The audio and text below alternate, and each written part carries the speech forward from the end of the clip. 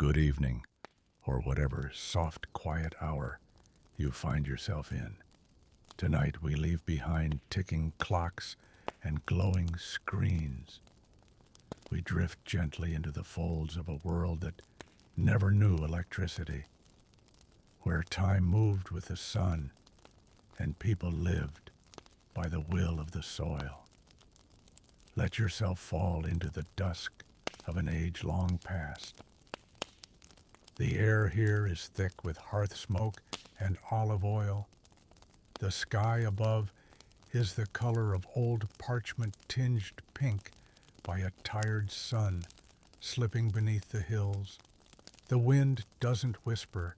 It creaks like an old wooden cart carrying the weight of centuries. In the fields, the dry stalks of grain rustle like worn-out fabric.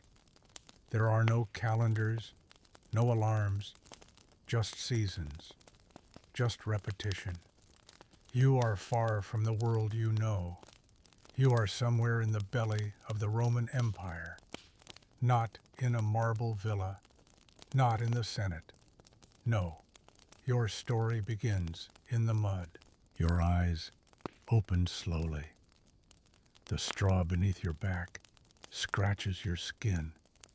It smells faintly of mildew and goat. The roof above you is nothing more than sticks and clay just barely holding back the morning drizzle. One eye stings. It must have rained during the night and found its way through a crack in the ceiling. Your tongue feels dry, but not unpleasantly so, just forgotten. Like you.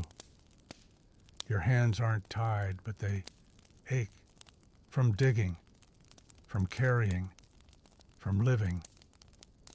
You stretch one arm and wince at the stiffness in your shoulder. You don't remember what you dreamed, but you know it involved running and bread. Always bread. Your body is cold in places, hot in others.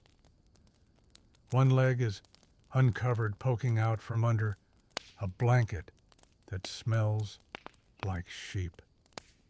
You hear a chicken clucking outside. Maybe it got loose again. Someone coughs in the next room.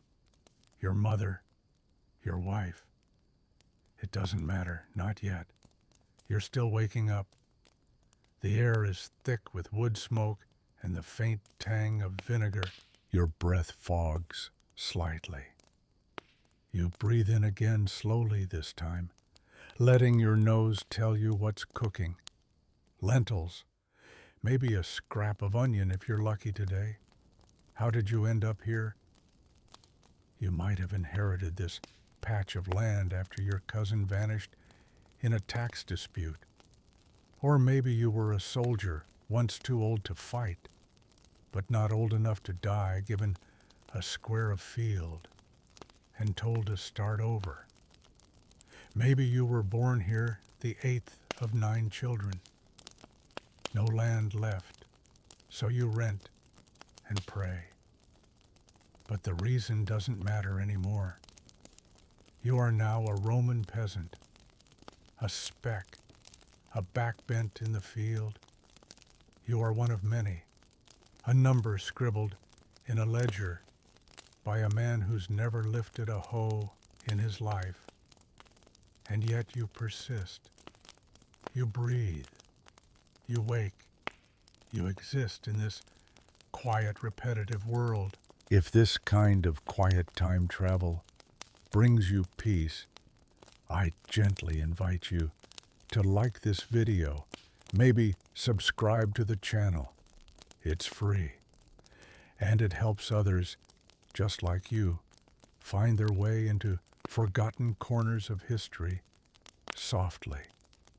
No pressure, only if it feels right. Tell me, where are you listening from tonight? Are you curled beneath a blanket, tucked away from the noise of the day? Maybe you've got one earbud in the other side, buried in the pillow. Or perhaps you're on a train watching Nighttime landscapes blur into one another. Wherever you are, welcome. You're not alone. We're here together now, in this little hidden place between dreams and dusty scrolls. If you haven't already, this is a good time to turn off the lights. Let the hum of a small fan or the crackle of an ambient playlist keep you company. Let your shoulders drop. Wiggle your toes beneath the blanket.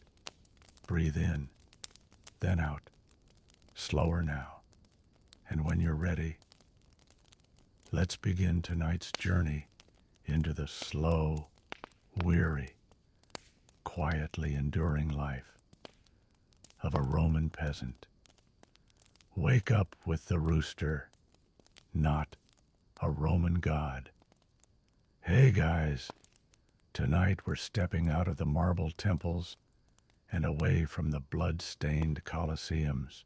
We're leaving behind the togas emperors and poetic Latin inscriptions chiseled in triumph.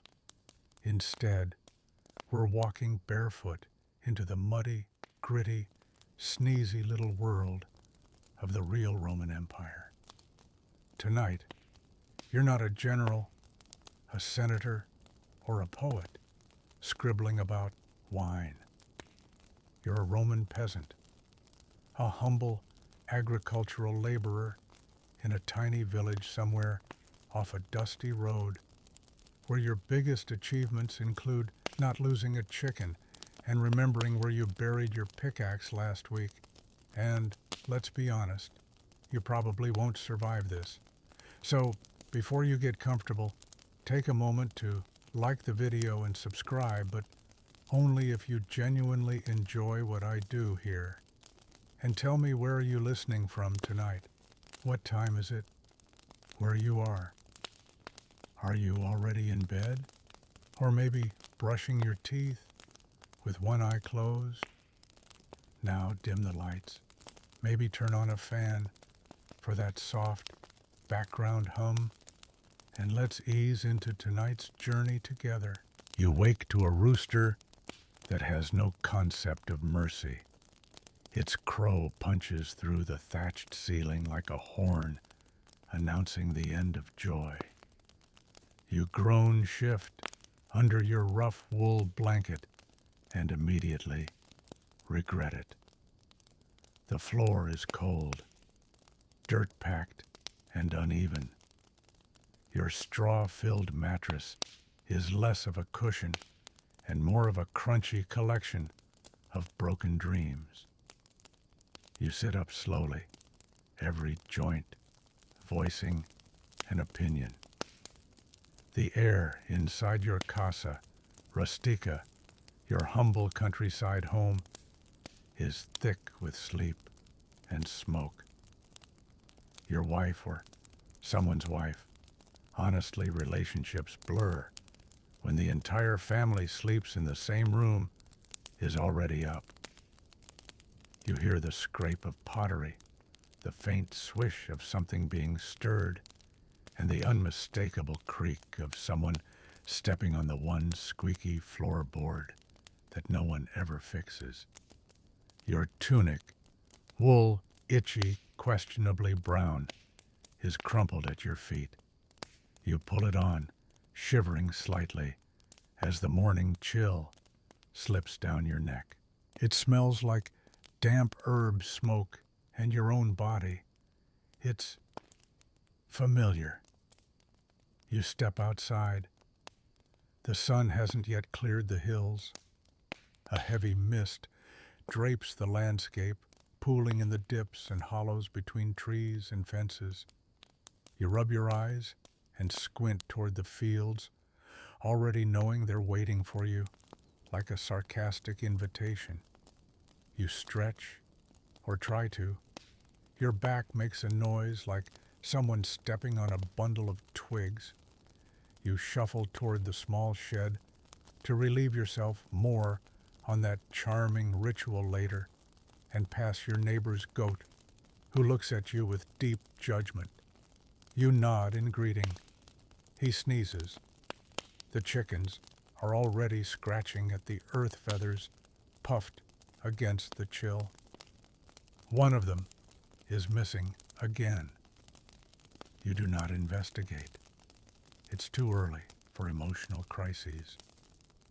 Inside the house, breakfast begins. Historians still argue whether Roman peasants ate 3 meals like urban elites or merely 2 hearty ones split by hours of drudgery. But one thing's agreed upon: breakfast was not glamorous, and it certainly didn't involve coffee. You tear off a chunk of hard bread from yesterday's loaf. It's dry, very dry. You chew with the determination of someone trying to grind down limestone. You wash it down with watered-down wine from a chipped cup. It's sour, but not as sour as your mood. You sit for a moment on a stool that wobbles under your weight, watching the steam rise from the cooking pot. It's barley gruel again.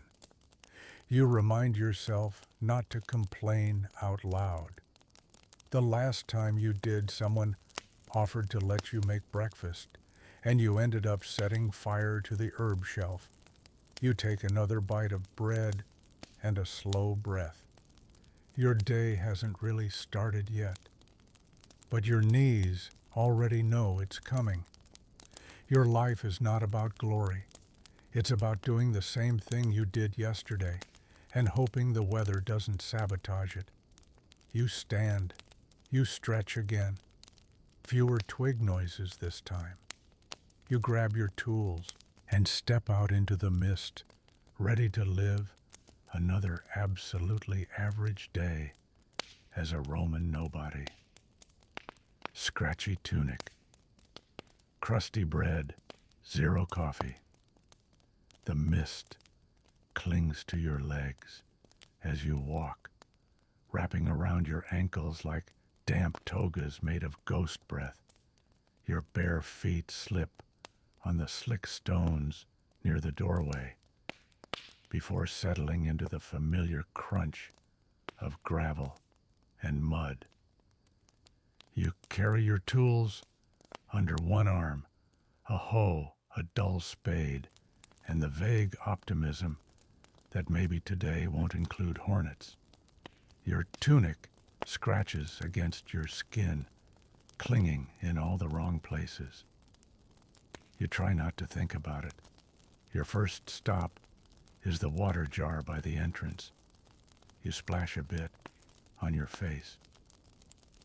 It's cold, not refreshing cold, waking up in a graveyard cold. It helps. A little. You glance down at your belt. There's no pouch, because there's nothing to put in it. You gave your last coin to a passing official 2 days ago, and unless the chickens start laying denarii, you're not getting it back. Time to dress for the rest of the day. The tunic stays sorry skin. You pull a rope around your waist. Functional, stylish, debatable. You reach for your sandals, leather cracked, held together with stubbornness and hope. The right one's missing its heel strap. You improvise with a bit of twine and something that used to be a shoelace but is now mostly wishful thinking. Then you go back inside to eat. Breakfast is still sitting in the pot, barley mash.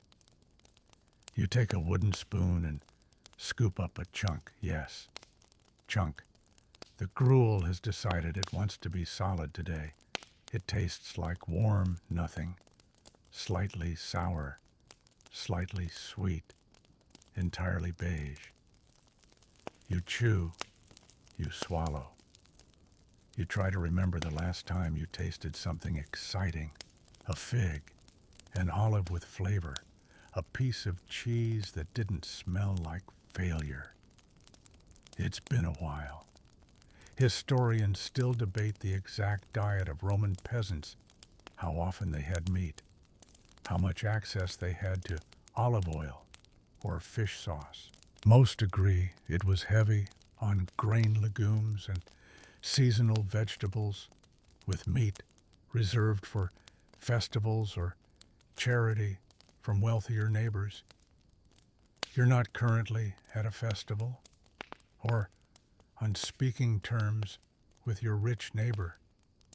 So today, barley beans, maybe wild herbs, if the kids remembered not to pick the poisonous ones. You dip your bread into the gruel. It softens slightly. You try not to notice the bit of straw stuck in the crust. You eat it anyway, one bite at a time, because that's life now. The fire crackles lazily in the hearth.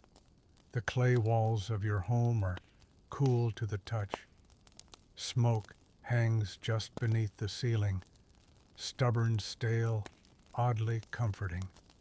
It's the scent of normal. You stand again, brushing crumbs off your tunic, and take a moment to stretch your arms overhead. You almost feel tall. Then your shoulder cracks and brings you back to earth. Your wife gives you a look, half warning, half affection. Don't forget, the cistern needs clearing, she says. You nod. You always forget. You're going to forget again.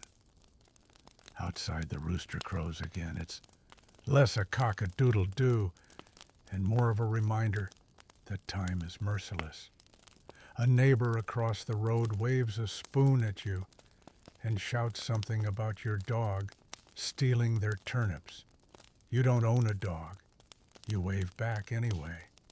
The sun is barely peeking over the hills now. The village is stretching awake with smoke rising from rooftops and chickens plotting escapes they'll never execute. A few older folks shuffle toward the road, sticks in hand, faces set in expressions of practiced tolerance. You join the stream of early risers, heading toward the fields, feet squelching in morning dew and mud. The path winds past broken fences and suspicious puddles. You avoid both. One last stop before work. The latrine, shared, open air, 2 planks and a bucket that no longer believes in hope. You do what you must, quickly, without eye contact. Someone passes you on their way out and nods. You nod back. You are both witnesses now. You will never speak of this. Back on the path, you shake out your sleeves and adjust your belt. The sky is getting brighter, but not warmer. You shiver and start walking faster. The day hasn't even begun, and you're already hungry again. Everyone's dirt is technically public property. The fields wait for you like a slow punishment. They're not even that far from the village, just past a few scraggly olive trees and a ditch that might have once been a stream or someone's failed irrigation experiment, but they stretch out wide and dull under the morning haze, a patchwork of dirt stones and the occasional weed that's thriving far more enthusiastically than your actual crops. You pause on the edge of your little plot. Your breath fogs in the air. The ground looks damp and sullen. So do you. It's time to get to work. You take the hoe from your shoulder. The handle is worn smooth, stained dark from years of use, and from that one time it was used as a weapon during a dispute over borrowed beans. You sink the blade into the soil. It resists. Of course it does. You put more weight behind the next swing, gritting your teeth. The soil gives a little, but mostly just rearranges itself in an unhelpful way. You chip at it again and again. Soon you settle into the rhythm swing step. Breathe. Swing step, curse. Your arms ache within minutes. Your back joins in shortly after.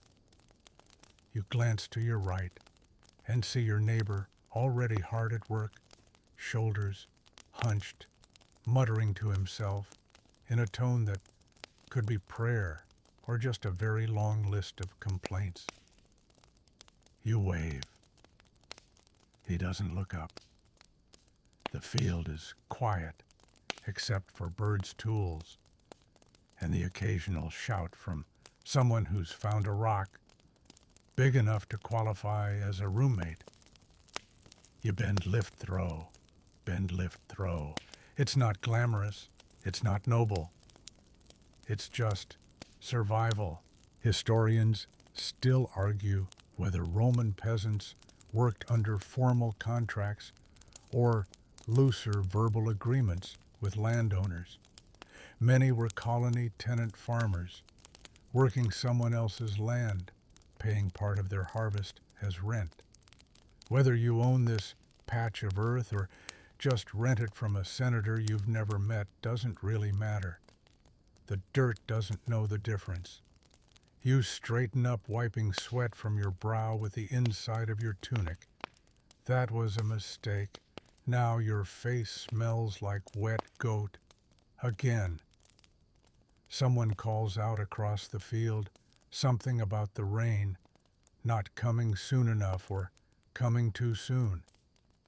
You nod like you agree, though you didn't catch the whole sentence. Another swing, another patch of ground broken. You spot a worm and move it gently aside. It's the most fragile thing you've seen all week. You feel oddly protective of it. The sun is climbing now. The light is brighter, more golden, more relentless. You shed your cloak and tie it around your waist, trying not to notice the growing blister on your palm. By mid-morning, the air buzzes with heat and insects. Your knees are caked in mud, and your legs are sore from crouching. You take a few steps back to inspect your work. The field still looks like a disaster, but it's a slightly organized disaster now, and that counts for something. You drop the hoe into the dirt and sit on a large stone at the edge of the plot. You stretch your back, roll your shoulders, and reach for your water skin. It's lukewarm. You drink it anyway. Nearby, a group of women gather by the olive trees, baskets in hand, chatting softly as they pick herbs or wild greens. You hear bits of conversation. Someone's cow gave birth. Someone's cousin disappeared into town and came back with strange sandals and a smug look. One woman laughs. It's loud, sudden, real. It cuts through the heat like a breeze. You smile without meaning to. Then a bee lands on your ear and the moment is over. You stand again, brush dirt from your knees, and pick up the hoe. The field is still there. The weeds are still laughing. And the day is still young. Meet your tools and your future. Back problems. Your tools were forged by someone with a sense of humor and a complete disregard for comfort. The hoe's handle rubs your palm raw, and the blade more rust than iron. Requires 2 extra swings for every one job. You've named it regret, not out loud, just in your head. You and regret spend a lot of time together.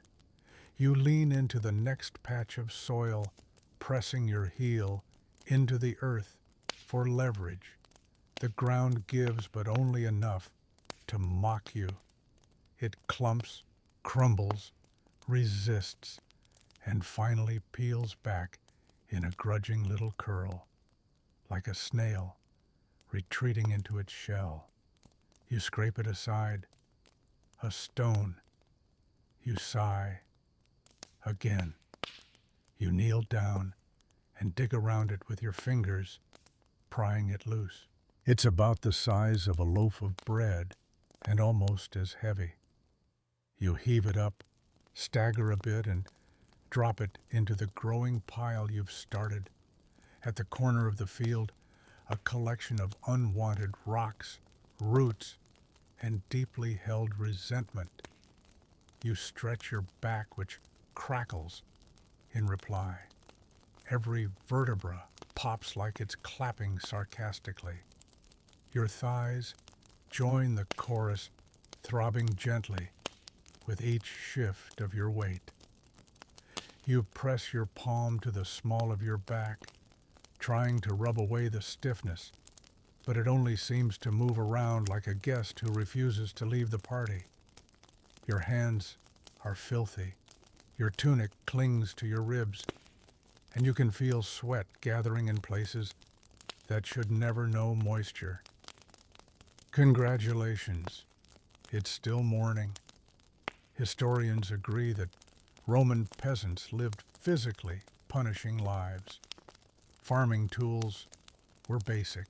There were no ergonomic handles, no gloves, no sunscreen, no health insurance, just blistered palms, and the quiet hope that you wouldn't accidentally hack off a toe with your own hoe.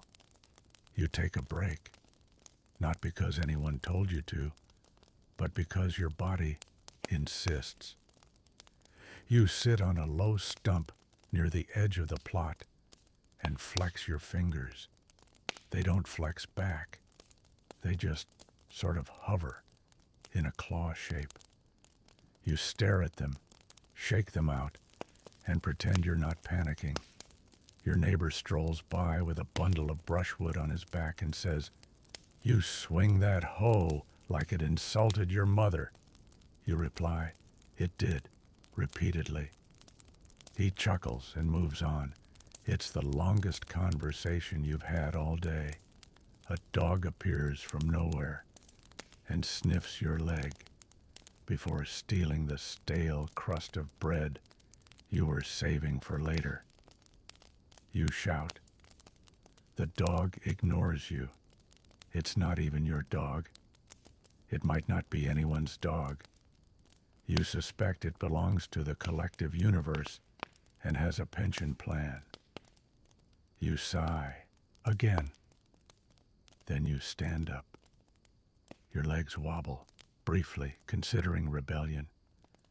You bribe them with the promise of sitting again later. Maybe during lunch. Maybe next week. You grab regret and get back to work. The soil is uneven, but you know its quirks.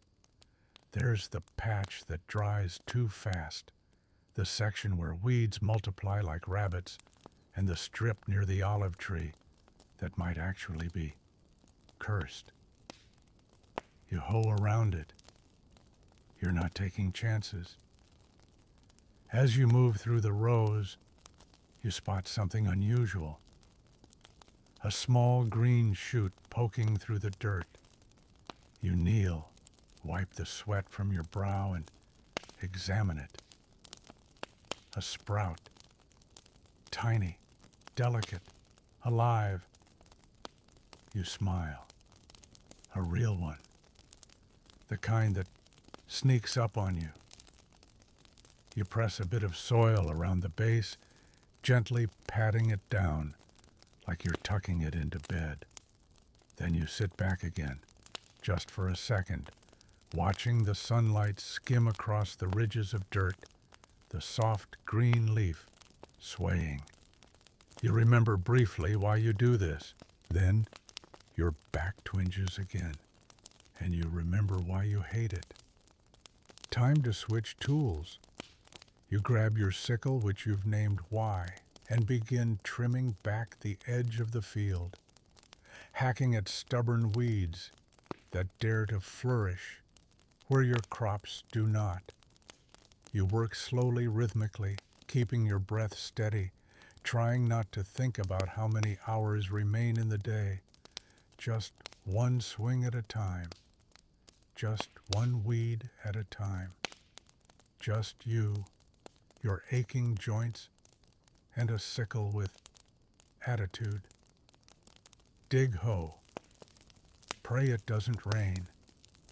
You've now been hunched over long enough that your spine feels like it's considering a new career, maybe as a spiral staircase or a question mark. The sun has fully arrived, climbing above the hills with the arrogance of something that doesn't have to weed a turnip row. Its light settles across your back, slowly cooking the damp out of your tunic and replacing it with honest, sweat-soaked misery. You squint up at the cloudless sky. Beautiful, useless. You pause to wipe your face with the hem of your sleeve. It's already damp. Now it's just wetter. Your sickle, why, has dulled significantly in the last hour, mostly from striking the same rock over and over again, like you're trying to get it to admit something. You switch back to regret. The hoe, your old friend. You two have history. As you dig again, your stomach rumbles. Loudly.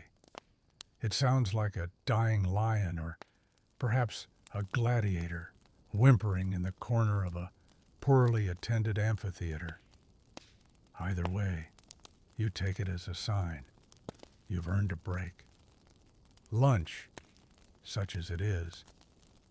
You trudge to the edge of the field where a few stones have been arranged in a makeshift circle, a place for sitting or collapsing, depending on your energy level. You pull out your meal from a coarse sack, a hunk of yesterday's bread, a small wedge of goat cheese wrapped in cabbage leaves, and something that might once have been a fig. You sit carefully, because your thighs are now just complaints held together by willpower. You take a bite of the bread. It crumbles aggressively. You chew slowly, letting your jaw do most of the work. You wash it down with a sip of lukewarm water that tastes faintly of clay jug and disappointment. The goat cheese is sharp, salty, and mildly rebellious. You love it. You save the fig for last, holding it like treasure. It's dry and chewy and just sweet enough to make your eyes close for a second. You savor it. You consider marrying it. Then it's gone. You exhale. Your stomach quiets. Someone nearby sneezes violently. You don't look. Historians mostly agree that a Roman peasant's lunch was basic bread pulses, cheese, if they were lucky, maybe olives or dried fruit, but rarely meat and never extravagance. Food was fuel, not fun. And today, your tank is only half full. A breeze kicks up, brief, cool. It lifts the edge of your tunic and sends a few loose leaves tumbling across the field. You lean back and rest your head against a smooth stone just for a moment. You close your eyes, and that's when you hear the voice.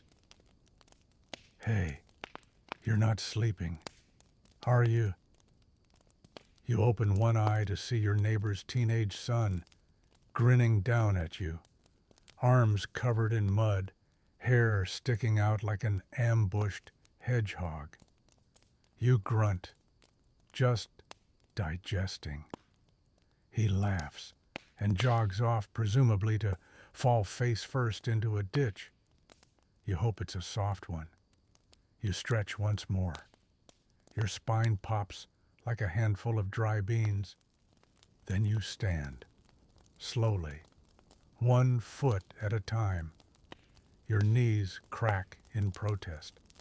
Your back threatens mutiny. Your left heel goes numb, but that's been happening for years. Back to work. You swing regret over your shoulder and return to the rows. The soil feels different now. Warmer, looser. Or maybe that's just your arms, finally numbing enough to stop resisting. You fall back into rhythm. Hoe, step, scoop, curse, repeat. A small bird lands nearby, pecking at the dirt. You nod at it. It doesn't nod back. Rude. You reach for a nearby vine to pull out some overgrowth and instantly regret it. Nettles. Your hand tingles. You curse under your breath and shake it out like someone who's just discovered nature has claws. You keep going, because what else is there to do? The field stretches in front of you, and the sun is nowhere near done. You still have hours to go, so you hoe, you breathe, you mutter, and the dirt doesn't care. Lunch equals whatever. Didn't rot. Overnight. The sun is overhead now, no longer rising, just looming. It presses down like a hot hand, flattening shadows, baking the clay soil until your sandals leave faint crusty prints behind you. Your tunic clings to your back with the persistence of a debt collector. Even the birds have gone silent, probably hiding in the shade and judging your life choices. You pause near the edge of the field, chest heaving slightly, and lean on your hoe. Regret, still loyal, still disappointing. Your stomach lets out a soft murmur. You listen.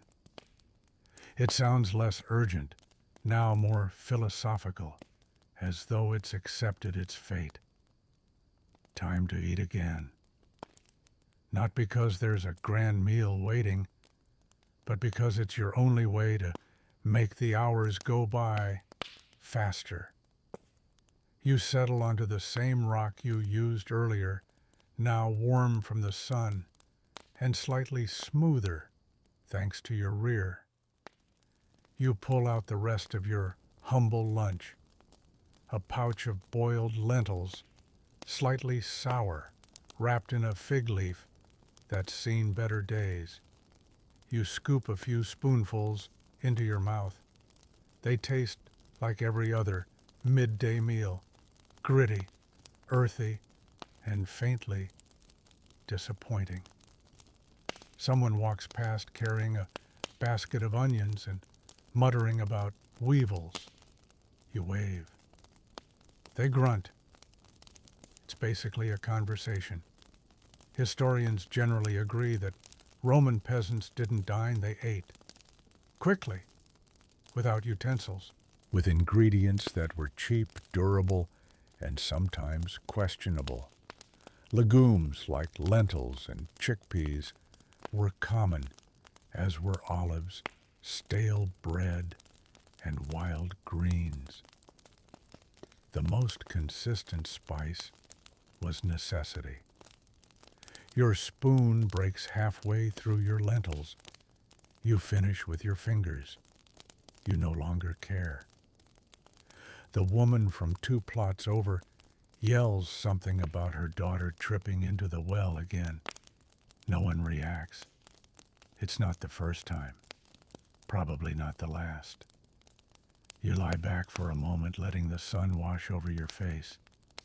It's not relaxing. It's more like being pressed under a heated loaf of bread. But you pretend it helps. Then just as your eyelids start to droop, a voice. You. Yes, you. You sit up. It's the tax collector, wearing a too-clean tunic, holding a wax tablet, and sweating profusely, like someone who has never touched a hoe in his life, but has very strong opinions about how taxes are calculated. You wipe your hands on your tunic and stand. Name, he asks. You tell him. He writes it down with the flair of someone who's been waiting all morning to write something down. Number of chickens, he asks. Alive, you reply. He does not laugh. You list your animals, your field size, your yield. He writes. He frowns. He clicks his tongue as if your existence personally disappoints him. Tribute grain, he asks. You hesitate. You have some. Not much. But if you give it all, now what do you eat in winter? He raises an eyebrow. You point to the corner of your hut. He sends a boy to collect it. The boy returns with the sack. He opens it, inspects it, sniffs it. You resist the urge to ask if he plans to eat it right there. He nods. This'll do. Then he moves on to the next household, trailed by the boy and your grain. You exhale. Congratulations. You've just paid your taxes in barley. Historians still argue whether Roman tax collectors were universally hated or just strongly disliked. Most agree they operated under a system of quotas and bribes, often squeezing peasants for more than they could afford. And even when they were fair, they still showed up in the middle of your lentils, which is unforgivable. You watch the collector disappear around the bend. Then you sit back down and finish licking your fingers. The taste is gone. The hunger is not. You look toward the field. It's waiting. It always is.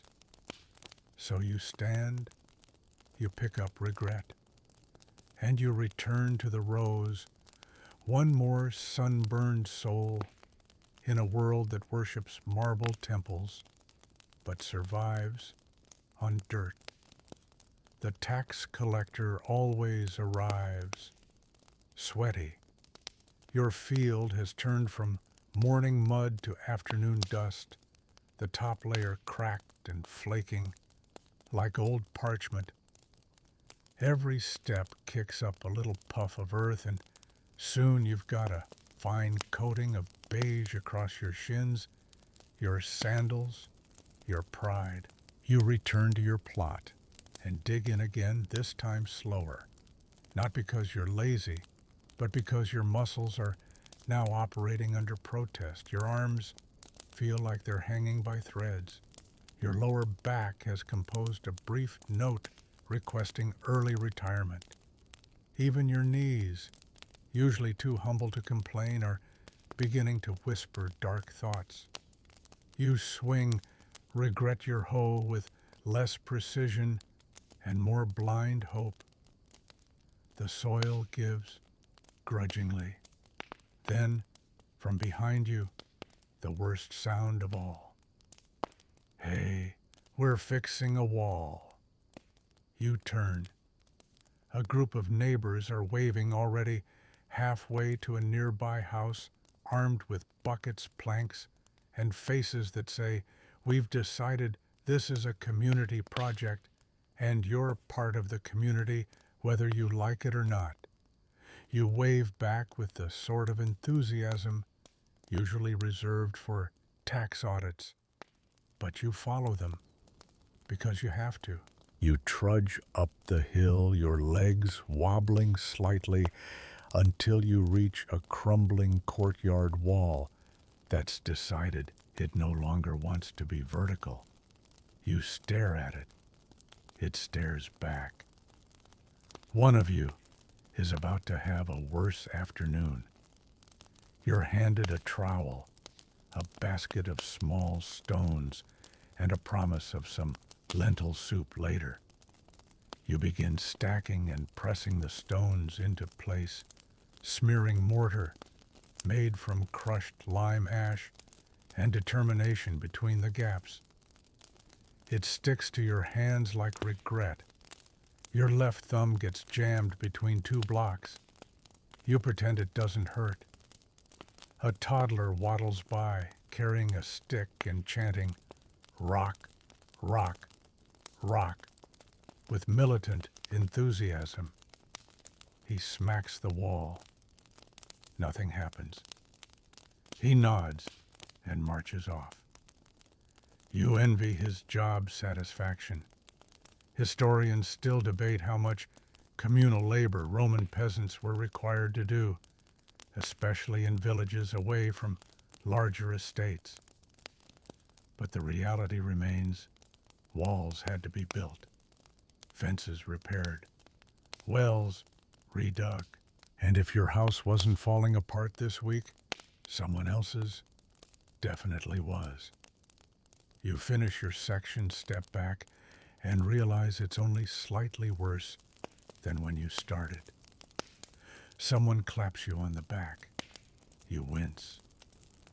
The sun is lower now, casting long golden shadows across the dirt. It's beautiful if you're not actively being crushed by fatigue. Soup's ready. Someone calls. You perk up. You file into a neighbor's open courtyard where a large clay pot bubbles over a fire. The scent is earthy and warm lentils, garlic, maybe a turnip if the gods were kind. You take a wooden bowl, dip it in, and retreat to a shady corner to sit. The soup is thick and salty and filled with tiny green things that might be herbs or just decorative weeds. You slurp it down with the enthusiasm of someone who forgot what flavor tasted like. Someone hands you a heel of bread. It's hard enough to be used as a tool. You dip it into the soup and let physics soften it. A woman nearby tells a story about her goat falling into the olive press. Again. Everyone nods, like this is a perfectly normal sentence. Someone else begins a rant about the tax collector, how he smelled like fermented olives and stole 3 eggs that weren't his. You nod vigorously. The soup is gone too soon. You lean back against a wall that hasn't crumbled yet and stare at the darkening sky. A few early stars blink into view. A breeze finally stirs, lifting the sweat from your skin, teasing the hair at your temples. You close your eyes for a moment, and then you remember you still have to clean yourself, not in a marble bath, not in a warm tub with perfume and poetry, but in the most rustic, least elegant way possible. You sigh and stand. Help build a wall you don't own. You make your way toward the bathing area, which is really just a polite term for a stone trough fed by a spring that runs when it feels like it. Today, it's trickling, barely, like the spring itself is tired and thinking about quitting. You crouch beside the shallow basin and splash water onto your arms. It's cold, bone-deep cold, the kind of cold that wakes up your ancestors. You hiss through your teeth and keep going, rubbing your face with the edge of your tunic, which now smells like lentils and public disappointment. You scrub at your neck with a handful of sand, your only exfoliant, and remind yourself that the elite of Rome are probably lounging in marble steam rooms right now being fanned by professional fanners and debating whether oysters count as dinner or decoration. You rinse your hands. The dirt remains. You rinse again. It laughs at you. Finally, you stop trying. The water runs muddy from your skin. You call that a win. Someone behind you is singing soft, tuneless, repetitive. You glance over.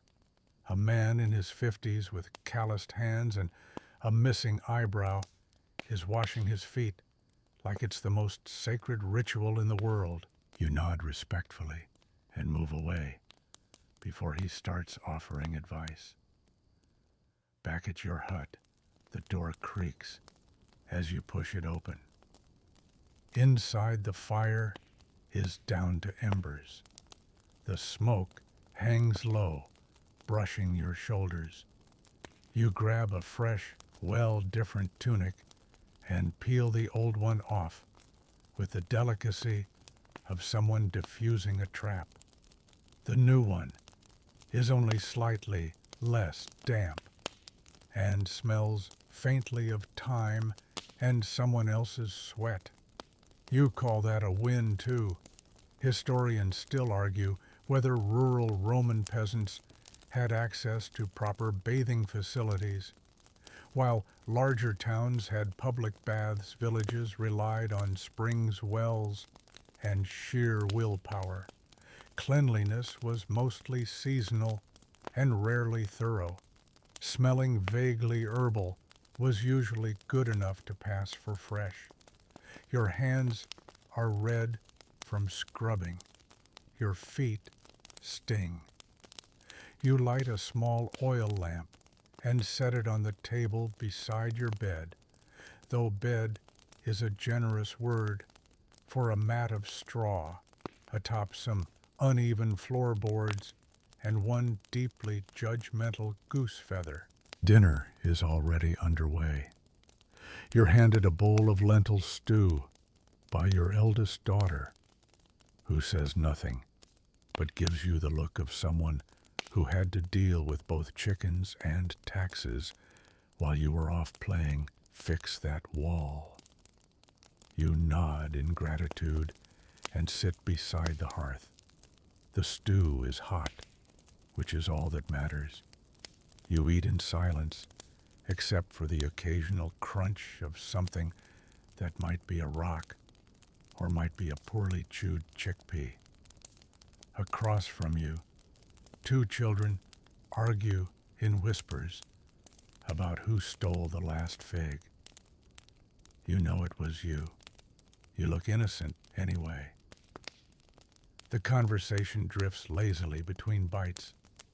Someone mentions a fox being spotted near the grain store again. Someone else suspects the fox is just a hungry dog with confidence. You all agree confidence makes the difference. Then the topic shifts to scandal. Apparently, someone's chicken has gone missing again. Accusations are made, names whispered, alibis doubted. You stay quiet because you remember seeing that very chicken earlier today in your neighbor's pot, boiling, very much not missing anymore. But you don't say anything because silence is sometimes the only seasoning you have. The stew is finished. The bowls are licked clean. The fire is fed with a few twigs and a handful of dry grass.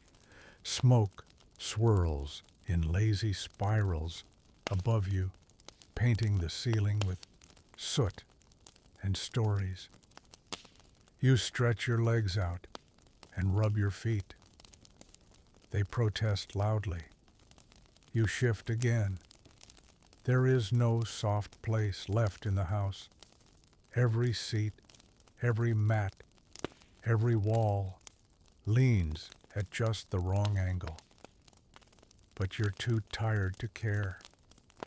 Your youngest falls asleep, mid-sentence, slumped against a sack of grain, like it's the most natural mattress in the world. A neighbor snores softly against the far wall. Outside, the stars blink overhead. The goats are quiet. Even the dog that isn't yours has stopped barking. You take a deep breath. Smoke, dust, garlic. It smells like home. Bathhouse dreams. Muddy reality. The fire burns low, but it's enough to light the inside of your hut with a warm, flickering orange. Shadows dance lazily along the rough plaster walls. You exhale through your nose and lean your head back. A piece of straw pokes your neck. You shift. Now it's poking your shoulder. You shift again. Now it's just a part of you. Someone nearby coughs. Someone else mutters in their sleep. And somewhere beyond the wall, a donkey brays into the night like it just remembered a bad dream. You think briefly about slipping into sleep right here, but the door creaks open. A cool gust enters the room along with a voice you recognize, your cousin Marcus, who smells like he's been hugging fermented hay and wants to tell everyone about it. We're lighting the candle for the Lares, he says. You groan internally. The Lares' household guardian spirits, half-remembered ancestors, half-imagined protectors. You don't know who they were in life, but in death, they've become a regular part of the evening routine. You stand up slowly, your knees reminding you that you've been kneeling, squatting, or crawling all day. You grab the tiny terracotta lamp from the ledge by the hearth and step outside. The night air slaps your face, cold, damp, honest. You walk to the family shrine, tucked into a hollow in the courtyard wall. It's nothing fancy. Some old coins, a handful of dried laurel leaves, a cracked figurine that might once have been Jupiter, or maybe someone's uncle. You light the wick. The flame flutters, then steadies. You close your eyes and whisper a few words. Not full prayers, really, more like requests, like muttering to the universe, please, let the roof hold. Please, no mice. Please, no more tax collectors. Someone beside you adds, and please make the rain arrive soon. You nod. That one's important. Historians know that Roman peasants often worshipped at local shrines or household altars. Offerings to Lares, Penates, and various agricultural deities were made with humble gestures, bits of bread, wine, or oil. What mattered wasn't grandeur, but frequency. You remembered. You lit the flame. You hoped. You place a small crust of bread beside the lamp. The dog, not yours, of course, tries to eat it before it's official. You shoo him away gently. He sits down 4 feet away and looks wounded. The flame flickers in the dark. You stare at it longer than you mean to. Then someone yawns behind you, loudly. The ceremony is over. You file back inside with the others pushing the door closed against the rising wind. The hinges creak in protest. The hut is stuffy now. Too many bodies, too little air. You crawl back to your sleeping mat and collapse sideways. Your legs ache. Your arms throb. Your stomach is full in that vague lentil-based way. You close your eyes and hear it, and hear a drip. You open one eye. Drip from the ceiling. You sigh deeply. The roof is leaking again, right over your feet. You shift your mat slightly to the left. It's now wedged between a basket of radishes and a pile of someone's shoes. You make peace with it. Then the sound returns. Not the drip. Something else. A skittering. Your eyes snap open. You glance across the room, a mouse, standing proudly near the hearth. It's staring at you like, "This is my house now." You stare back. You throw a small piece of wood. It misses by an impressive distance. The mouse vanishes behind a sack of grain. You sigh again. You lie back and accept the terms of your life, wet feet and confident rodents. Historians still argue how pest control was managed in Roman peasant households. Cats were used. Dogs sometimes. But mostly it seems mice and people cohabited under a silent agreement: don't eat everything, and we won't burn the place down. The fire has dimmed to a faint red glow. Your family snores softly around you. The goat outside bleats once, then falls silent.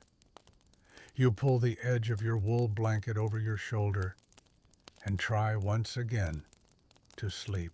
Dinner conversation includes a chicken theft scandal. You're almost asleep, drifting in that strange half place where thoughts melt and the itch on your ankle becomes a philosophical concept when it happens.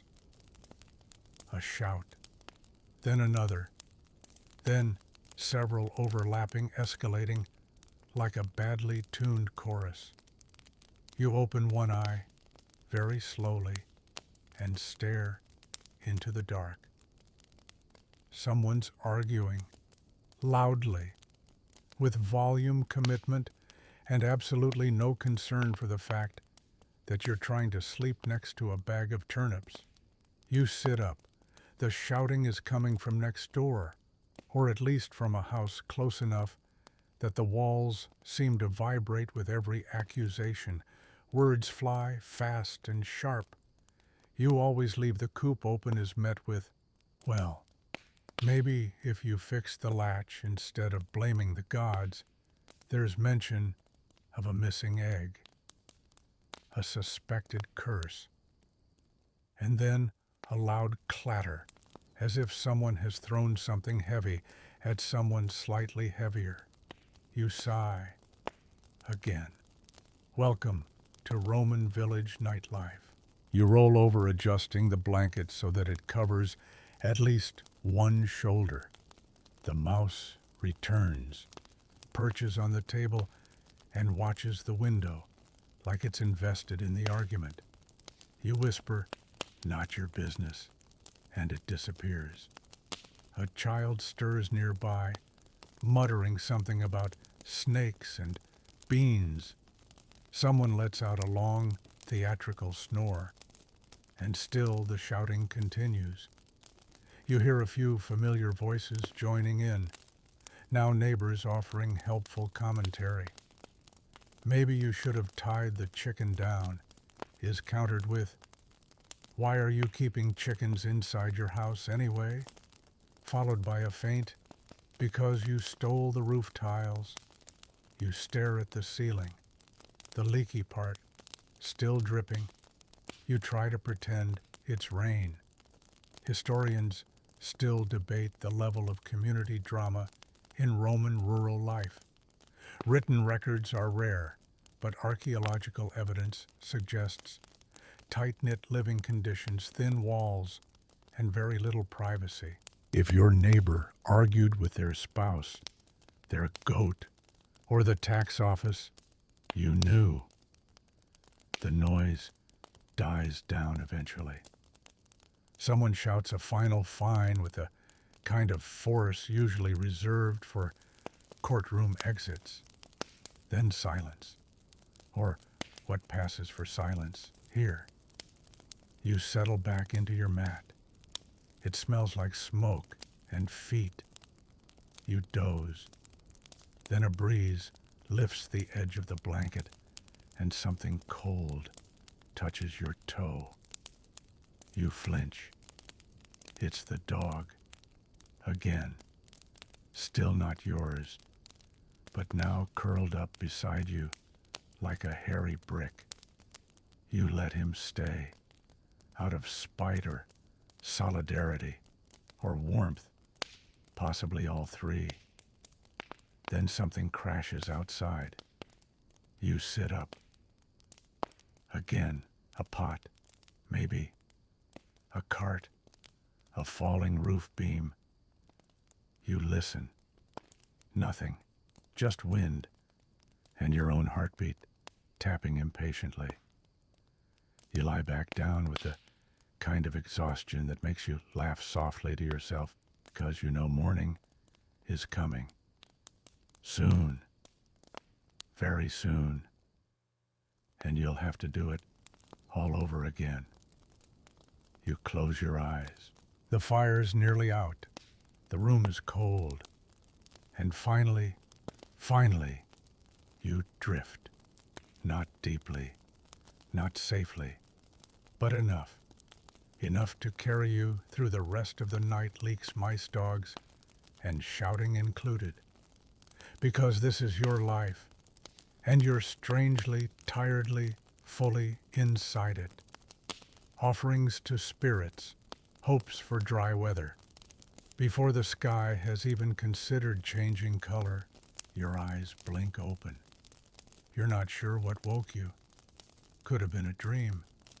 Could have been the cold tip of the dog's nose brushing your foot. Could have been the smell of someone stirring the fire back to life, wood smoke and ash mixed with a whisper of garlic. Either way, you're awake. You lie still, hoping for a few more minutes of rest. But your body disagrees. Your back throbs. Your neck protests. Your hips have become stone. You feel like you've been pressed flat by a slow-moving ox cart full of barley. You roll onto your side. Something crinkles beneath your shoulder straw, or a very brave beetle. The rooster outside lets loose a muffled pre-crow like a vocal warm-up. You mutter a word that doesn't exist in Latin, but should. Time to get up. You sit, you stretch. Your spine offers a few polite pops. The fire glows softly in the hearth. Someone else is already up, shuffling around in the dark, ladling water, feeding the embers, whispering to the dog, who has now decisively claimed half your mat. You reach for your tunic, which spent the night in a damp heap beside your bed. It has not improved. You shake it out and pull it over your head. It's cold. It's itchy. It smells like yesterday. Welcome to Roman peasant couture. Historians still argue whether Roman peasants had multiple sets of clothes or simply wore the same set until the fabric gave up. Some evidence points to seasonal garments, thicker cloaks in winter, lighter linens in summer, if you were lucky. You are not lucky. You are wearing wool year-round with increasing emotional distance. You pad across the floor barefoot and splash some water onto your face. It's bracing. That's the kind word. The honest word is rude. You sip from the same cup you used last night, lukewarm water, earthy and faintly bitter. It's not refreshing, but it reminds you that you're alive, which is something. Outside, dawn is just beginning to whisper across the sky, a pale blue smear behind the hills. The stars are fading one by one like tired party guests. You step out into the cold. The air bites at your cheeks. Dew slicks the stones beneath your feet. Somewhere in the distance, a cartwheel creaks. The day has begun, and your feet already hurt. You make your way toward the animal pen, where the goats have started bleating, loudly, off-key. One of them has managed to wedge its horn into the gate again.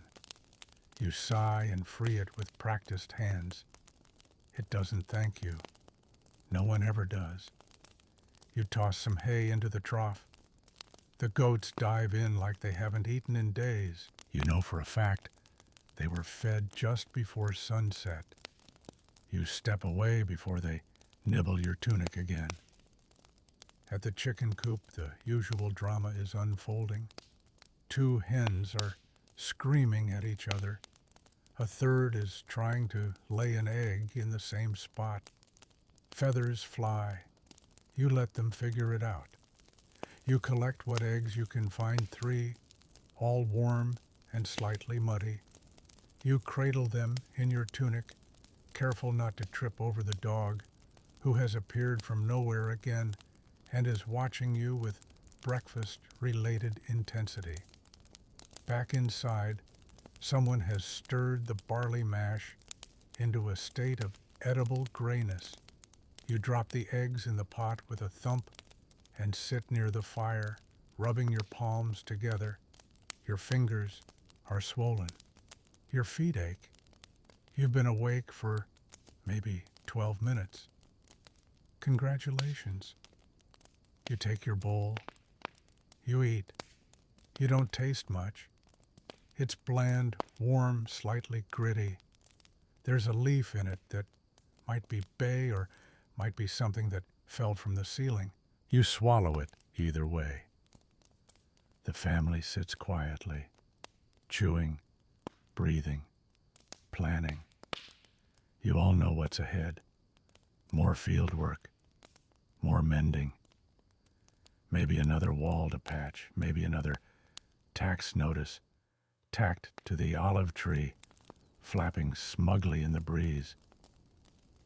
But first, this moment, this small hush, the warmth of the fire, the scrape of the spoon, the start of another ordinary, bone-tired, absolutely survivable day. Roof leaks and rodents with personalities. You step out once more, belly full of barley and expectations set to low. The sky has shifted now, no longer pale, but a soft, sun-washed gray. The kind of gray that says, yes, technically I'm daytime, but refuses to commit to brightness. The air smells like damp wood, and the kind of smoke that lingers in your tunic long after its welcome. You bend to tie the cord around your sandal. It snaps. Of course it does. You sigh, tear a strip from the hem of your tunic, and make an emergency strap. It's not pretty. It will come undone again by midday. But for now, it works. That's the theme of your life technically functioning. As you turn toward the fields, a familiar voice calls out, "Hold up. You're on cistern duty today." You freeze. Cistern duty. You were hoping to avoid it, maybe let it fall to someone more eager, or someone who enjoys wading into cold mud to remove leaves, frog skeletons, and the occasional drowned sandal. But no, it's your turn. You collect the bucket, the scoop, and the long stick with the bent hook at the end. No one knows what it's for, but it's traditional to bring it. You trudge to the edge of the village where the communal cistern sits like a sunken, soggy mouth in the ground. The cover is a flat stone, heavy and cracked with the sort of markings that may be Roman numerals or just someone trying to scratch their name in a hurry. You lift the lid. It creaks like a stage curtain opening on a one-person tragedy.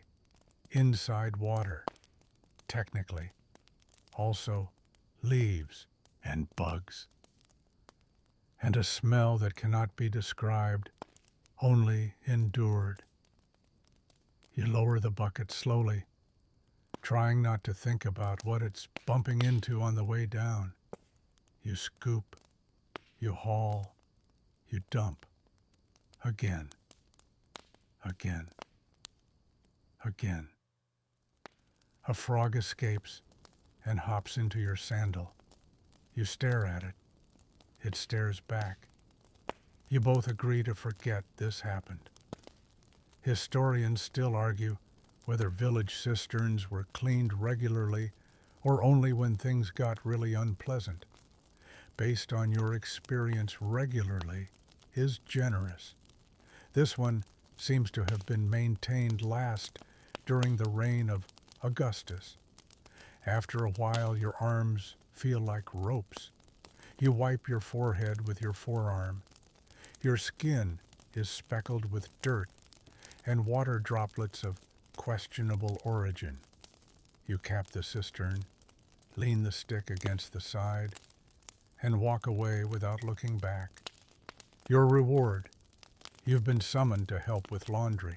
Laundry, in this case, involves a flat stone, a stream that doesn't always stream, and a mixture of water and ash that's meant to clean things, but mostly just removes the top layer of dignity.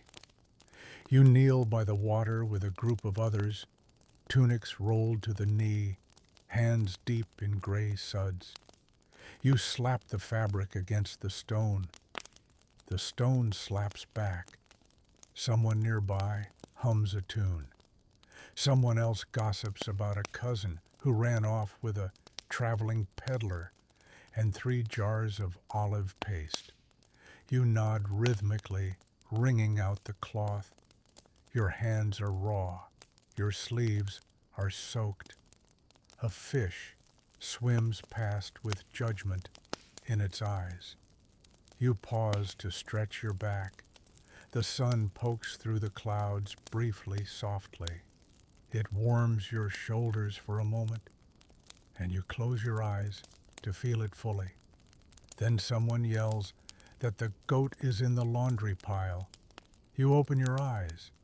Yes, there it is, standing atop a mound of half-washed tunics like it owns them. You sigh and chase it off with a splash of water and a few choice words that even Jupiter might blush at. It retreats. You finish your chore in silence. Historians often overlook the emotional toll of goat interference. By the time you return home, your hands are puckered and your knees ache. You hang the laundry on a rope line behind the house where it will absorb pollen ash and wind-blown chicken feathers by nightfall. But it's clean. Technically. You sit for a moment. Not long. Just enough to breathe. Just enough to be still. Then someone calls your name. Again. Sleep. Interrupted by a shouting match. You rise slowly this time, like the joints themselves need persuasion. Your legs are made of overcooked lentils. Your lower back is locked in a silent protest. Even your fingernails feel tired. The voice calling your name belonged to Lucius. Lucius always has ideas. That's how you ended up digging a ditch last month that still floods when it rains. Can you help with the olive press? He says already, halfway down the path, not really waiting for your answer. You follow. Because that's what people do. The olive press is on the edge of the village, built from weathered beams, heavy stones, and something that creaks even when no one's touching it. It looks like it was constructed by someone who understood physics only through trial and bruises. Lucius is there, elbow deep, in a basket of half-rotted olives. He grins at you. Good season, eh? You nod politely. The olives are soft. Some are more mush than fruit. You pretend not to notice the beetle crawling across the top layer.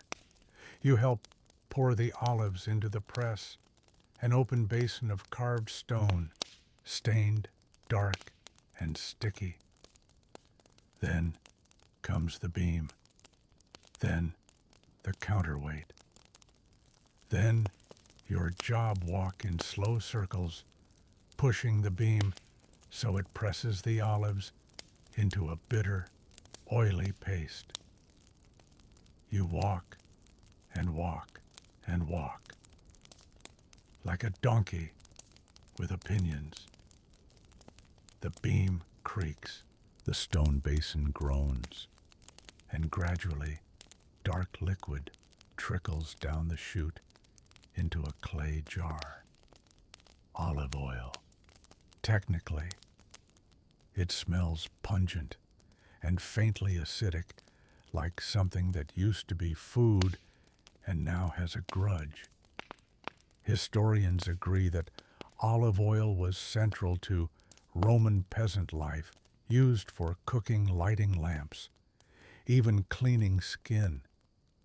But they still argue whether peasants had access to good oil or if they pressed their own from overripe fruit and hoped for the best. Judging by the smell, you're betting on the latter. Lucius dips his finger in the fresh oil and tastes it. He makes a face. Needs time, he says. You nod again. Everything in this life needs time, more than you usually have.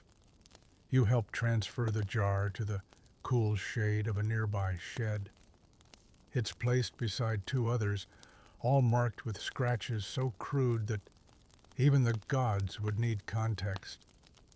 Lucius thanks you with a slap on the back that nearly unhinges your spine. You shuffle back toward your hut, your steps slower now. The sun is overhead. The heat presses down like a damp hand. Dust clings to your legs.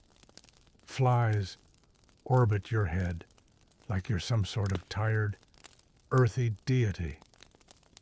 You pass the bakery, or what counts as one. A flat slab over an open fire. A woman smacks dough into discs and tosses them onto the hot surface. You stop and ask for one. She gives you half. The other half is claimed by a child who may or may not be hers. You chew the bread as you walk. It's warm, tough, and somehow both chewy and crunchy. There's a burnt edge. There's also a soft bit that tastes faintly of ash. It's perfect. You find a shady corner beside your house and collapse into it, just for a minute, just to rest your eyes, just until firewood, someone says. You do not cry, but you think about it. Firewood duty is not glamorous. It's not noble. It's walking uphill to the patch of forest, gathering what deadfall you can carry, and returning without getting stabbed by brambles or bitten by anything too personal. You head out with an empty basket, the strap digging into your shoulder. The trees are still, silent. You collect dry branches, a few thicker sticks, one very uncooperative log. Your hands get scratched. A beetle runs up your sleeve. You pretend not to notice. By the time you return, the basket is full and your soul is dented. But the fire tonight will burn a little longer, and tomorrow's barley will cook a little faster. You set the basket down and wipe your brow. Dust, ash, sweat, all three are part of you now. Your feet hurt before sunrise. The afternoon drifts into that golden lull where the sun hangs heavy shadows, stretch long, and everyone moves just a little slower because even the day itself seems tired of being awake. You sit near the doorway of your hut, half in light, half in shade. A quiet breeze tousles your hair and smells faintly of time-baked earth and goat. Always goat. Across the path, two older villagers are arguing about grain storage. You know this because the words "you never sealed it properly" have now been repeated 3 times with increasing volume and dramatic hand gestures. You wonder how much grain is really lost each year to mice mold and marital tension. Your own grain sack sits inside, tied with a bit of fraying rope. You check it every few days, not because you expect surprises, but because hope is persistent. Sometimes you'll find a stray beetle, once a very small snake, but mostly it's just less grain than before. Still, it's enough. Barely. You glance at the sky. Still a few hours before sunset. Just enough time for one more chore. Your cousin appears breathless and holding a small clay tablet. They're calling for able hands at the road. You don't ask why. You don't ask what. You just stand up. Because that's how this works. You walk to the edge of the village where a cart has lost a wheel. A few others are already there. 2 men, 1 boy, 1 woman, with arms stronger than yours. The cart lies tilted its wheel askew in the dirt like a sulking turtle. You lend your shoulder, your hands, your sweat. The wheel is heavy. The axle is stubborn. The sun is directly in your eyes. Together, you grunt and strain and curse the design of carts, roads, and gravity in general. It works, eventually. With a clunk, a creak, and the collective sigh of people who know this victory will last until the next stone in the road. You wipe your hands on your tunic, which is now more grime than fabric. Your cousin offers you a fig as thanks. It's shriveled and slightly sour. It's the best thing you've tasted all week. Historians still debate how much communal labor was expected of Roman peasants. Some say villages functioned as tight-knit collectives. Others argue that work was more transactional. Based on your reality, it's both. People help because they have to, and because next time it'll be your cart in the ditch. As you head home again, the air begins to cool. You feel it in your elbows, first oddly enough, then in your neck, your fingertips, the tips of your ears. The village seems to exhale. The sky blushes pink. Smoke begins curling from chimneys. Chickens settle.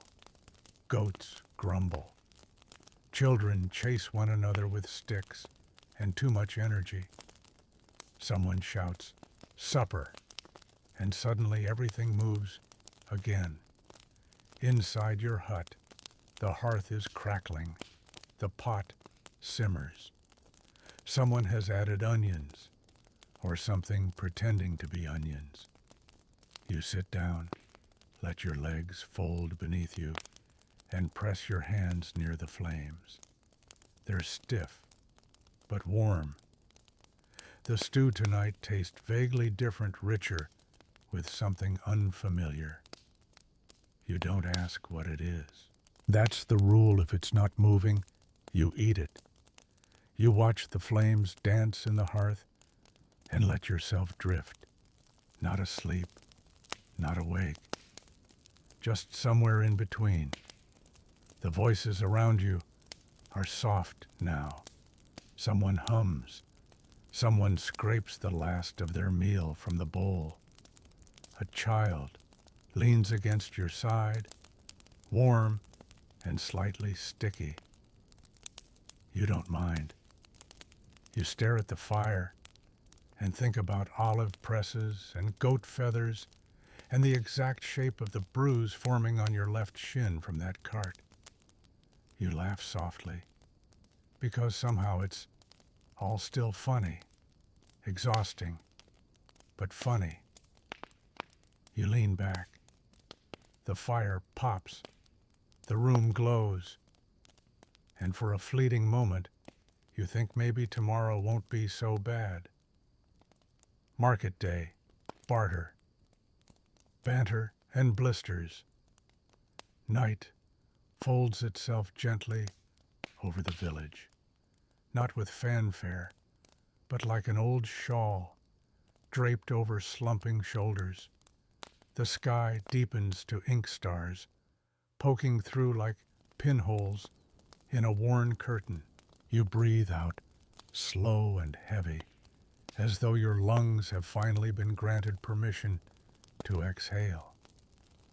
Inside the fire dims pulsing red at the edges like a drowsy heartbeat. Shadows flicker along the walls, soft stretching, swaying to their own lazy rhythm. You lie down, not because you're ready, but because there is nowhere else to go. The floor is the same as ever, firm, familiar, vaguely uneven. The blanket smells like smoke, like damp wool, like 100 other evenings, just like this one. You pull it up to your chin, then back down again. It's both too much and never enough. You hear someone outside murmur a prayer to the Lares, the household spirits said to protect the family. The words are half remembered, mumbled, passed down from someone who probably also got them wrong. You close your eyes, but sleep, as usual, is not in a hurry. Your thoughts scatter. Tomorrow the fields again, or the wall repair, or, God's forbid, the tax collector's cousin might appear to count your olives and make vaguely accusatory comments about your roof tiles. You shift. The dog returns. You don't know how he gets in, but there he is, circling twice, then settling like a warm, dusty brick at your feet. You let him stay. Again. You hear the familiar sounds of a village at rest fire popping, someone coughing, a child giggling in their sleep, the creak of beams adjusting to the cooling air, the sigh of old straw under new weight. You wonder what time it is. Then you remember, time is not your master here. The day ends when the sky says so. The day begins again when your bones ache loudly enough to rouse you. No alarms, no schedules, just an endless loop of daylight and labor broken only by supper and stories. You lie there, eyes closed, watching images flicker across the inside of your eyelids. A plump fig, warm from the sun. The glint of oil in a cracked jar. a frog in your sandal. You smile. Not everything was terrible. Historians still argue whether Roman peasants believed in an afterlife rich with reward, or whether their hope was simpler enough. Food enough warmth and one quiet night without a leaking roof. You think maybe this is enough. You stretch your legs. One toe bumps the dog. He snorts. You pull the blanket higher and listen to nothing, to everything. The room exhales. The night deepens.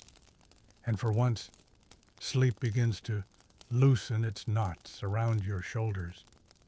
Maybe you dream of olives. Maybe you dream of figs. Maybe you just rest in a long, heavy silence, like soil after the harvest emptied, still ready to begin again. Public notice.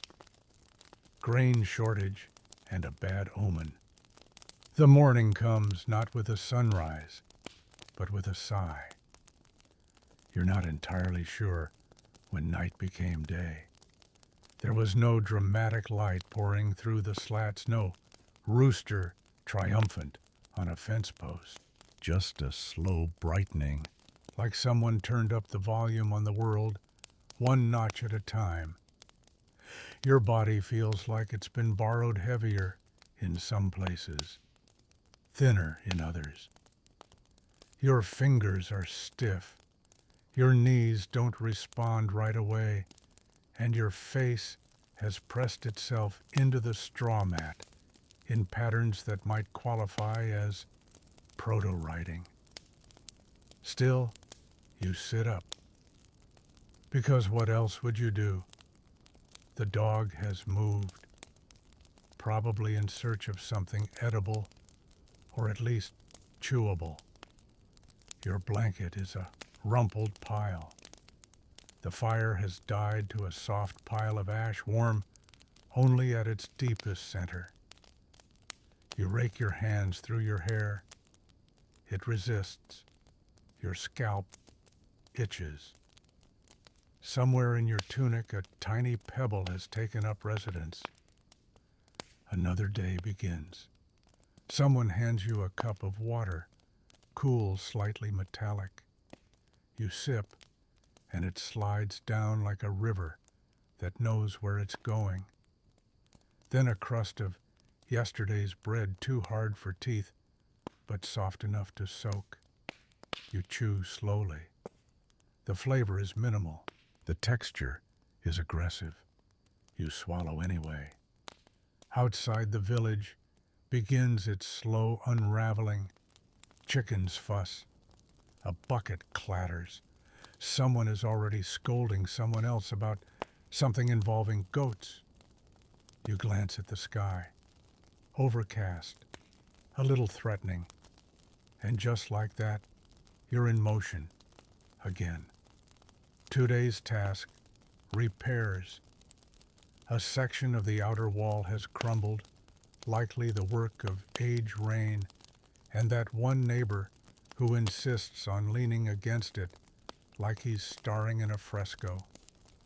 You gather tools, a wooden mallet, crude nails, handfuls of broken tile. Your feet find the rhythm of the walk before your thoughts do.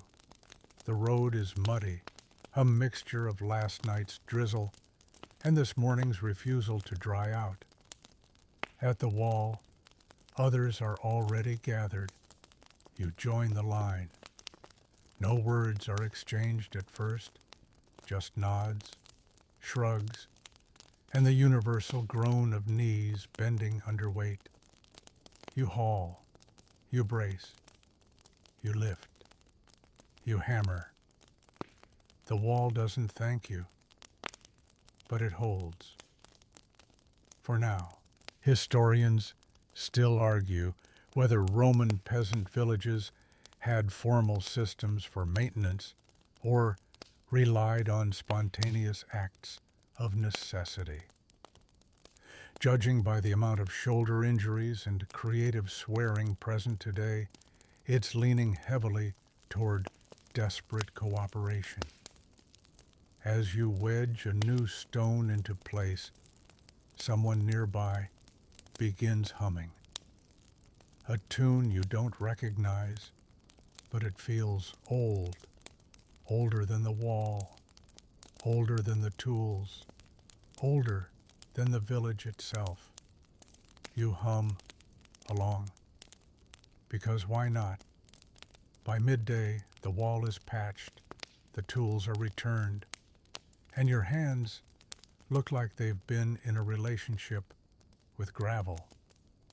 You rinse them in a stream that doesn't quite earn the name, more a trickle, a whisper of water that tickles your wrists and carries away only the loosest dirt.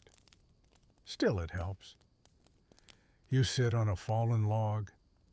Lunch today is a handful of dried peas, a scrap of hard cheese, and a pear that has seen better days. You eat it all, even the mushy part, especially the mushy part.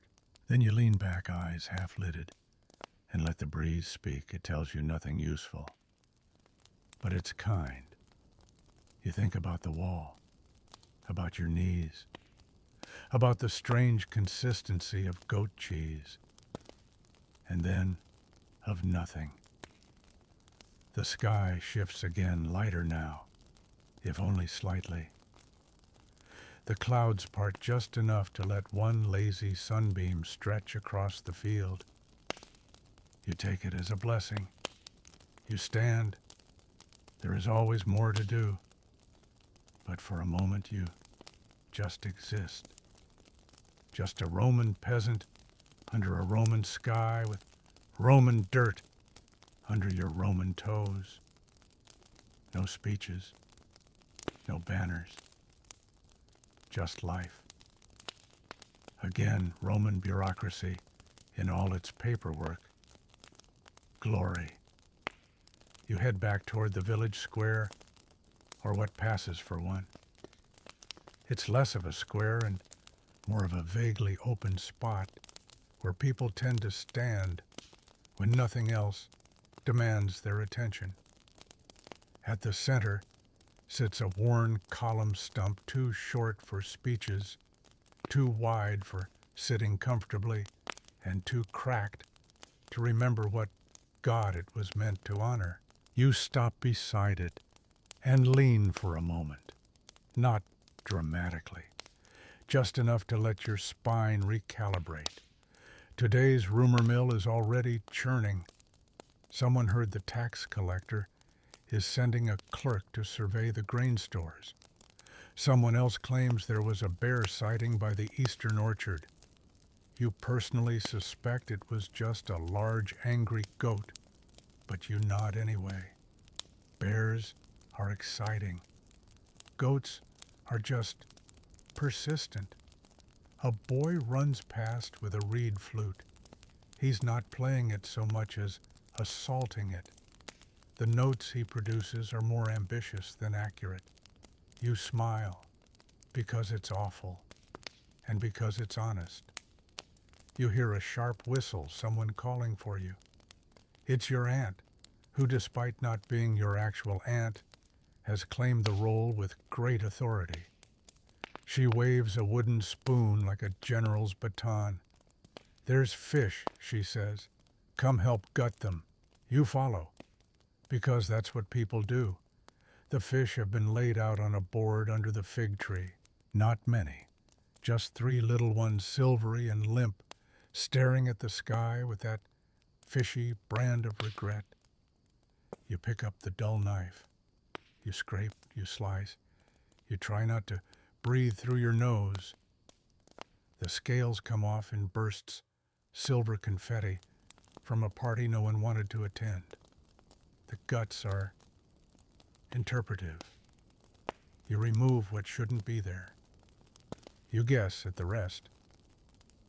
Historians note that Roman peasants rarely had consistent access to meat or fish relying mostly on pulses, grains, and whatever could be foraged.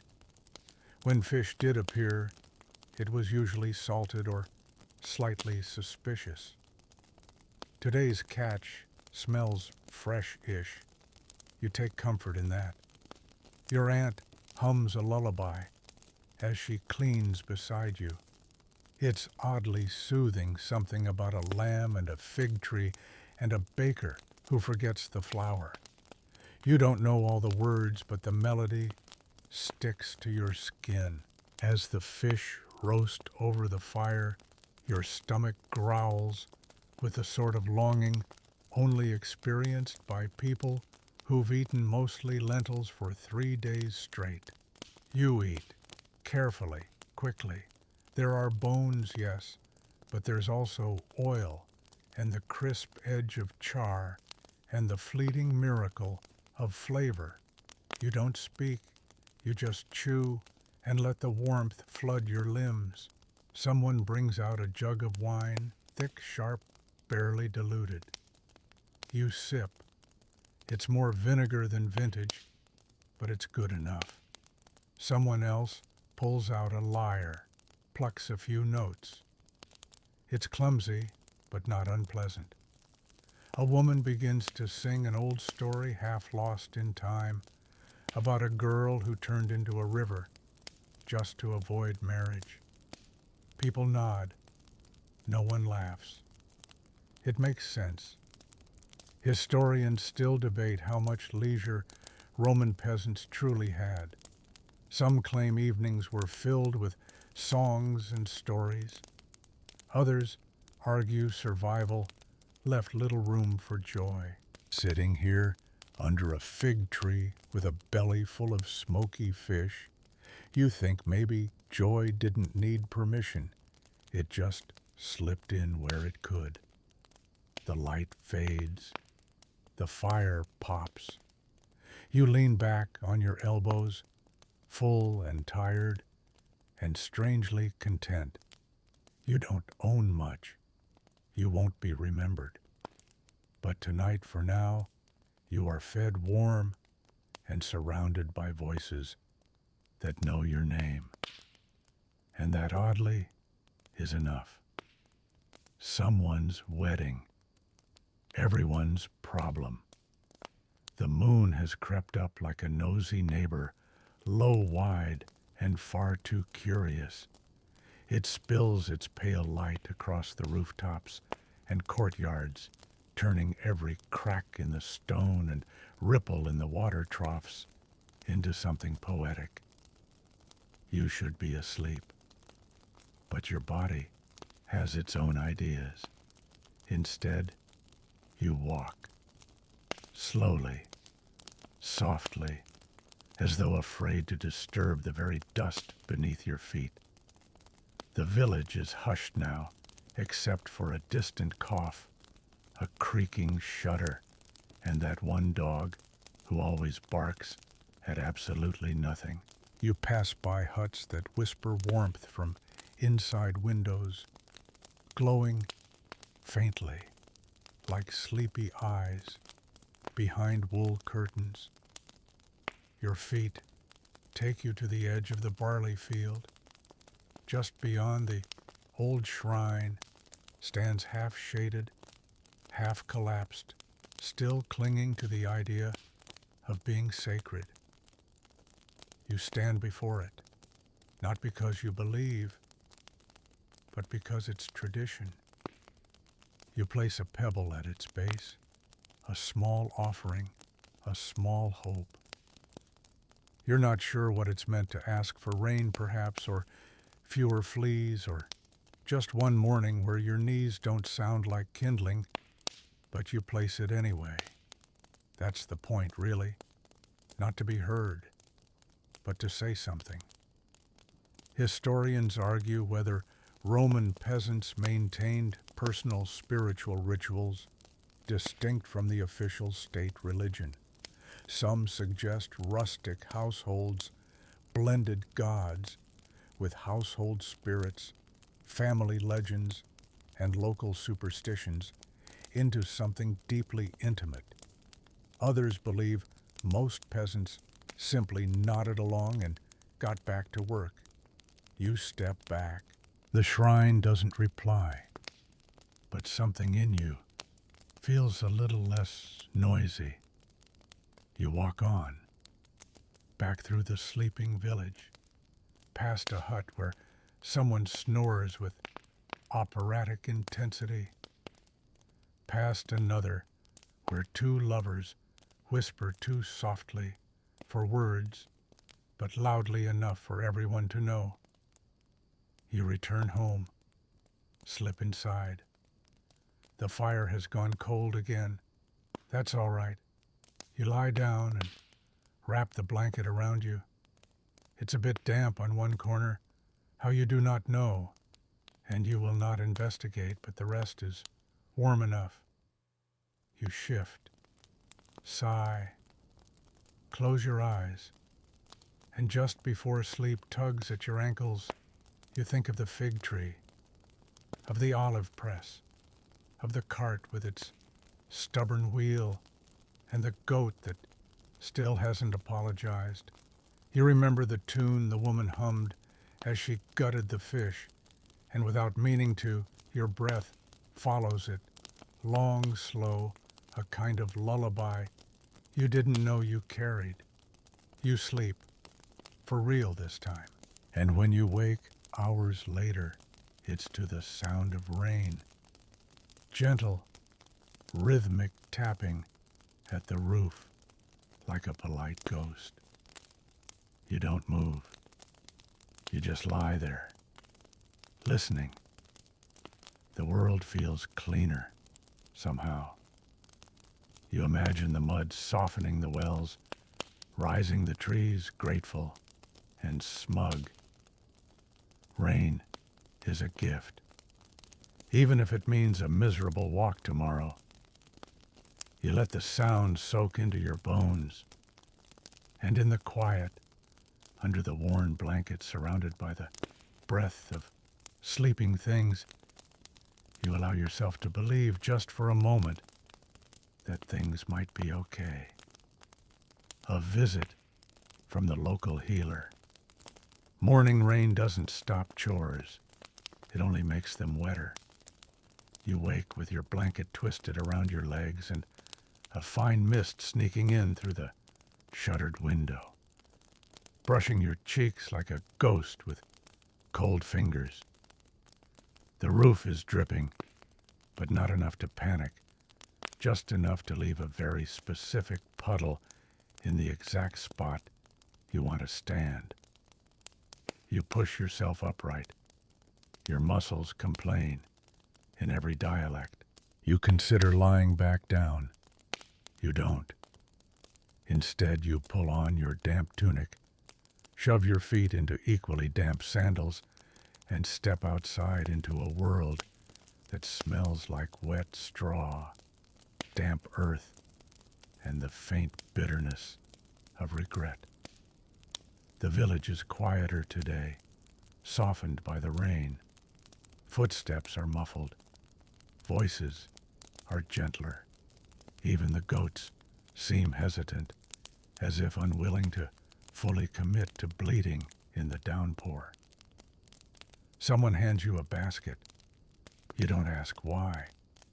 It's just what happens. Your task is to collect mushrooms along the forest edge, small, pale ones that grow in clusters and might be edible, depending on whether mercury feels merciful today. Historians are still unsure how much Roman peasants understood about poisonous fungi. Some claim they had complex folk knowledge passed down through generations. Others suggest trial and error, and a few extremely unlucky dinners did the heavy lifting. You walk slowly, hood pulled up, basket swinging against your hip. Rain patters on the leaves above, falling in syncopated rhythm, quick, quick, slow, like an uncertain heartbeat. Your sandals squish. The path is more suggestion than road now, but you know it by heart. The mushrooms are exactly where you hope clustered, near the roots of a leaning oak, plump and smug in the damp. You kneel carefully. The ground kisses your knees with chilly affection. You pick them gently, twist, pluck, place.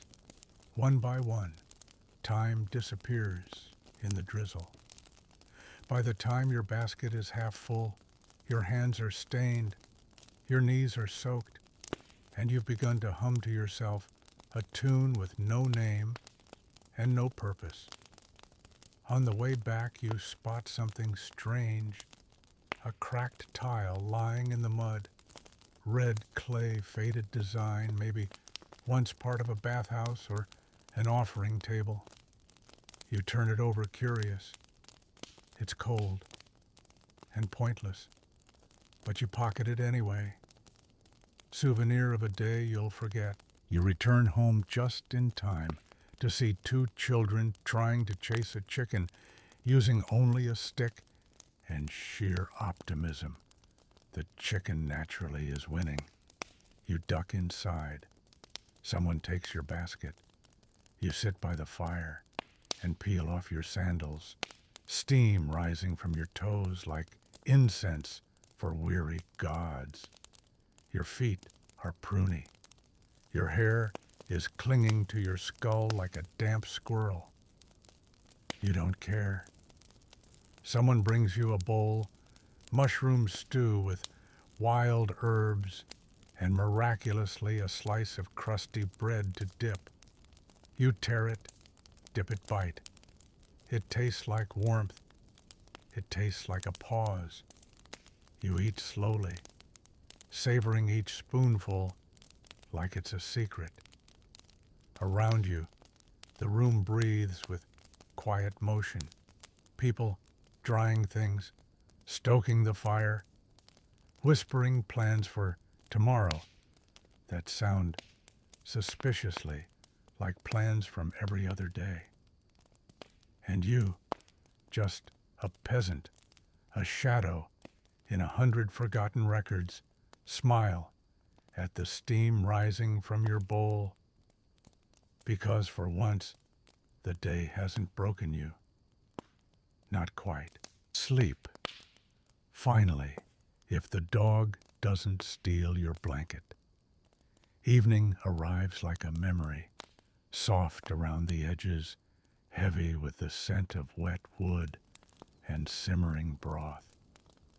You sit by the hearth, your knees tucked close, hands wrapped around the last warm cup of the day. The stew has long been eaten. The bowls have been scraped clean, but the fire still crackles with a kind of patient joy, as if it knows this is its favorite part, when everyone is full quiet and too tired to argue. Someone is telling a story. They always are. This one involves a talking crow, a lost ring, and a man who fell asleep under a fig tree and dreamed himself into a prince. The plot makes little sense. The characters switch names halfway through. The crow may or may not be your neighbor's dog in disguise. But no one cares. You laugh at the good parts. You nod through the slow ones. You steal glances at the firelight dancing across soot-stained walls, across worn sandals and patched tunics, across people you see every day and still don't quite know. There's comfort in that. Historians still debate whether Roman peasants found emotional connection in shared space or simply endured each other out of necessity. But here in this little room with voices curling like smoke toward the rafters, you feel something more than endurance. You feel, if only for a moment, belonging. You stretch out on the mat. The dog returns damp and loyal. You let your fingers rest on his back. He doesn't move. Someone begins to hum an old tune without words. The melody is cracked but familiar, like a bowl too beloved to throw away. The hum becomes a whisper, the whisper becomes a hush, and the hush becomes the sound of the fire breathing.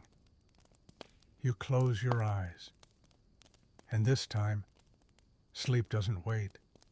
It settles over you like ash, fine and soft and strangely kind. You dream of figs, of crows that talk, of that cracked tile you picked up now, whole again, glowing in your palm. You wake just once long enough to register the weight of the blanket and the quiet peace of a roof that hasn't yet leaked. Then drift again. And as you do, the village dreams with you. The goats, the stones, the trees, even the tax collector probably, all breathing in rhythm, all resting under the same Roman sky. Tomorrow will be just like today. And that, strangely, is the most peaceful thought of all.